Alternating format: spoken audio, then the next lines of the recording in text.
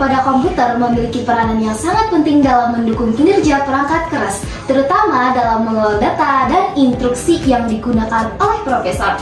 Namun, keterbatasan kapasitas memori menjadi kendala utama dalam menjalankan aplikasi besar atau beberapa aplikasi secara bersamaan. Oleh karena itu, pengelolaan memori yang efisien sangat dibutuhkan. Virtual memory jika kita artikan secara terpisah adalah virtual yang mempunyai arti maya ataupun tidak nyata. Sedangkan memori bisa berarti sebagai penyimpanan. Jadi, jika kita gabung pengertiannya, yaitu virtual memory adalah suatu penyimpanan data sementara yang disimpan dalam bentuk memori maya.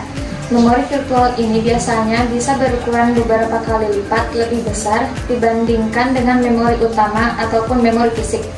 Jadi, bila programmer memiliki memori fisik yang kecil, bisa menggunakan memori virtual ini.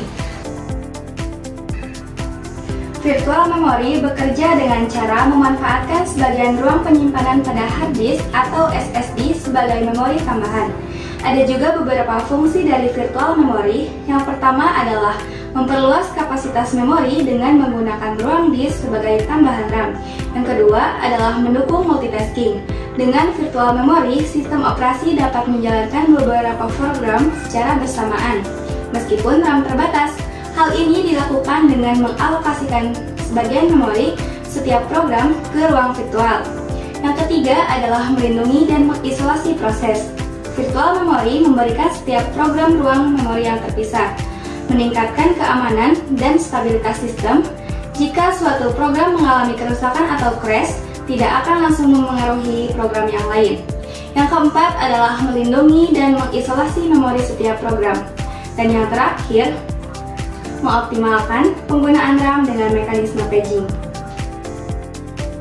Domain paging adalah salah satu implementasi dari memori virtual yang paling umum digunakan. Domain paging pada prinsip hampir sama dengan permintaan halaman paging, hanya saja halaman page tidak akan dibawa ke dalam memori fisik sampai ia benar-benar diperlukan. Untuk itu diperlukan bantuan perangkat keras untuk mengetahui lokasi dari halaman saat ia diperlukan. Karena domain paging merupakan implementasi dari memori virtual, maka keuntungan sama dengan keuntungan memori virtual, yaitu sedikit 1 atau 0 yang dibutuhkan, sedikit memori yang dibutuhkan, respon yang lebih cepat, dapat melayani lebih banyak pengguna. Dan juga kelebihan dan kekurangan domain paging adalah: satu, kelebihan domain paging menghemat memori RAM, meningkatkan efisien penggunaan memori, memungkinkan aplikasi berjalan dengan memori terbatas, mengurangi waktu loading aplikasi. 2, kekurangan domain paging memerlukan waktu untuk memuat halaman dari hard disk, dapat menyebabkan page fault, memerlukan algoritma penggantian halaman yang efektif. Algoritma page replacement. Terdapat beberapa algoritma page replacement. Setiap sistem operasi mempunyai skema yang unik. Algoritma page replacement secara umum diinginkan yang mempunyai rata-rata page fault terendah. Algoritma dievaluasi dengan dijalankannya pada strain tertentu dari memori reference dan menghitung jumlah page fault. Strain yang mengacu ke memori disebut reference strain atau strain acuan. Di sini saya akan menjelaskan tentang algoritma FIFO. Algoritma FIFO singkatan dari first in, first out. First in, first out adalah yang pertama masuk dan yang pertama keluar. Prinsip yang digunakan oleh algoritma FIFO yang menggunakan konsep antrian. Halaman yang diganti adalah halaman yang paling lama berada di memori. Algoritma ini adalah algoritma perpindahan yang paling mudah diimplementasikan. Tetapi algoritma FIFO ini sering atau tidak jarang digunakan, tetapi algoritma FIFO ini sering berkolaborasi dengan algoritma-algoritma lainnya. Nah, kenapa disebut dengan antrian-antrian bisa diimplementasikan dalam kehidupan sehari-hari? Contohnya mengantri di supermarket atau mengantri di ATM. Nah, algoritma sendiri dilakukan dengan menggunakan antrian untuk mendadakan halaman yang sedang berada di dalam memori. Antrian telah penuh dan ada halaman yang baru diakses, maka halaman yang berada di bagian depan kepala dari antrian akan diganti. Nah, kelemahan dari algoritma FIFO adalah kinerja yang tidak selalu baik. Hal ini disebabkan karena ada salah satu yang baru saja yang baru keluar, maka dibutuhkan kembali. Nah, di samping itu ada khusus yang algoritma FIFO yang beberapa kasus tingkat kesalahan halaman justru bertambah sering dengan meningkatnya jumlah frame yang dikenal dengan nama anomali Bledy. Algoritma optimal adalah algoritma yang memiliki efisiensi terbaik dalam menyelesaikan suatu masalah, baik dari segi waktu, ruang, atau sumber daya lainnya. Algoritma ini dirancang untuk pertama, efisiensi waktu, kedua, efisiensi ruang, ketiga, akurasi hasil, keempat, stabilitas, dan kelima terakhir adalah kesederhanaan.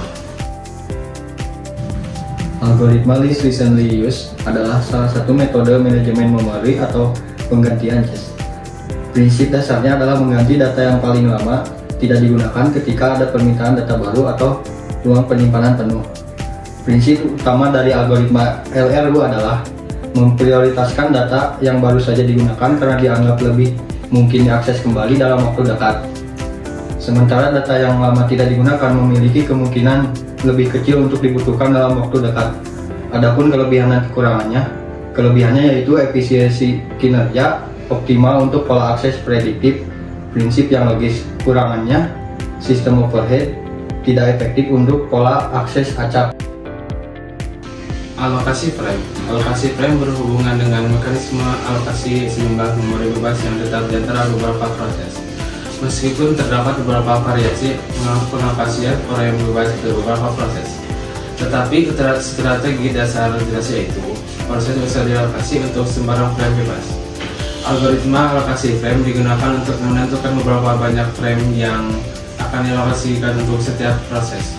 Ada beberapa kendala dalam strategi alokasi frame, yaitu tidak dapat mengalokasikan lebih dari jumlah total frame yang tersedia. Alokasi global merujuk pada distribusi atau penentuan sumber daya, tugas, atau tanggung jawab pada tingkat yang lebih luas atau secara keseluruhan dalam sistem. Biasanya alokasi ini dilakukan dengan mempertimbangkan prioritas dan kebutuhan yang bersifat keseluruhan, dan bisa mencakup lebih dari satu unit atau bagian dari organisasi atau sistem. Contoh dalam organisasi, dalam sebuah perusahaan besar atau alokasi global bisa mencakup pembagian anggaran atau sumber daya yang lebih luas, seperti keputusan tentang investasi atau pembagian sumber daya antara divisi besar dalam perusahaan. Tracing adalah kondisi saat sistem operasi komputer terlalu sering melakukan paging atau pemindahan data dari RAM ke memori virtual, sehingga lebih banyak waktu dihabiskan untuk memanajemen memori daripada melakukan proses. Salah satu penyebab terjadinya tracing yaitu 1. Memori fisik tidak cukup, 2. Terlalu banyak proses berjalan, dan yang ketiga, aplikasi tidak efisien dalam penggunaan memori. Dampak yang terjadi jika terjadi tracing yaitu kinerja sistem menurun drastis dan juga proses menjadi lambat. Untuk solusi jika terjadi tracing yaitu 1. Tambah RAM, 2. Kurangi jumlah proses berjalan, 3. Optimalkan algoritma paging, 4. Gunakan perangkat lunak.